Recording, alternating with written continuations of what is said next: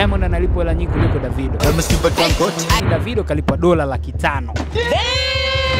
Yani kwamba Diamond kampita Davido dola laki nzima. Mimi ni msanii kutokea Ghana, haiwezekani ukanilipa dola 200,000 alafu msanii kutokea tena East Africa, Tanzania, Diamond umlipe dola 600,000. Akaona ni dharau, karudisha bwana kile kibunda cha shilingi dola 200,000 kwa tajiri Richard na kumwambia hizi ni dharau. Yes bwana, mambo vipi? I go by the name Twitch, behind the camera kumuita Skinny Ngozi. Bwana, nimekuja na update hapa ya story kuhusiana na Diamond Platnumz. Tunajua Kibongo Bongo ndo msanii ambaye anaongoza kwa muziki, kwa mafanikio, ndo namba 1 top pale, japokuwa watu wengi wanaletaga ubishi fulani, lakini sio kweli.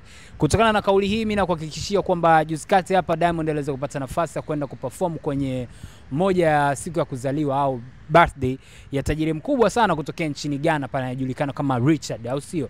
Na katika hiyo birthday usiku ule pale hakupo Diamond peke yake ambaye msanii alienda kutumbuiza, alikupo Davido, alikupo Sarkodie, alikupo Shatta Wale, au sio? Lakini tunajua kuwa Davido ni msanii mkubwa kidogo kuliko Diamond, au sio?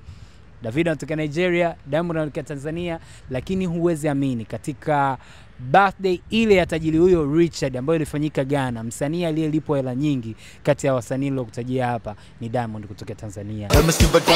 What a good story. Bwana, Diamond amechukua kiasi cha shilingi bilioni 1.5 kwa kuweza kuimba tu pale usiku wa birthday bila madensa, bila nani. Dakika fulani tu kama 30 fulani 40 hivi kalipwa dola 600,000. Kibongo Bongo unapata kama bilioni 1.5, lakini Davido kalipwa dola 500,000. Yani kwamba Diamond kampita Davido dola laki nzima.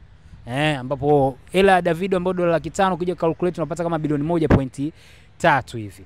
Sasa kitu cha ajabu zaidi, Sarkodie na Shatta Wale tunajua wanatokea Ghana. Hawa wasanii wawili wa kutokea Ghana walipwa dola 200,000. Kama something milioni 600 hivi sikosei, kitu kama hicho 500.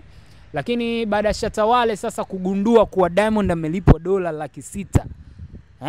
Alafu mimi msanii kutokea hapa nchini Ghana nimelipwa dola 200,000. Yani watu watatu amelipwa mtu mmoja.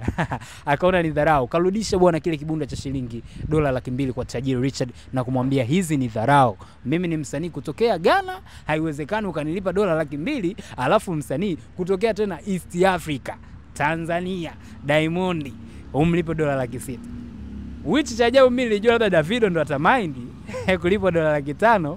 Yani Diamond alipo kubwa kuliko yeye, lakini Shatta Wale ndo alileta malalamiko haya. Wewe unadhani ni kwa nini? Vipi, Shatta Wale ana haki ya kudai hiyo au kwamba ni kweli sasa hivi Diamond ni msanii ambaye amezidi kutoboa miamba na amezidi kuwa mkubwa, kwa sababu tunaona anaanza kumwacha Davido mdogo mdogo.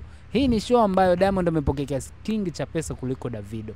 Na nikukumbushe tu, msanii wa kwanza Diamond kufanya naye kimataifa ambaye ni mkubwa ni Davido. Alienda kumuomba kolabo ya My Number 1.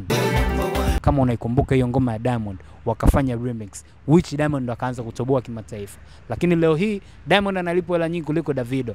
Comment yako ni hipi? Mimi ni Twitch kutokea Ngozi TV.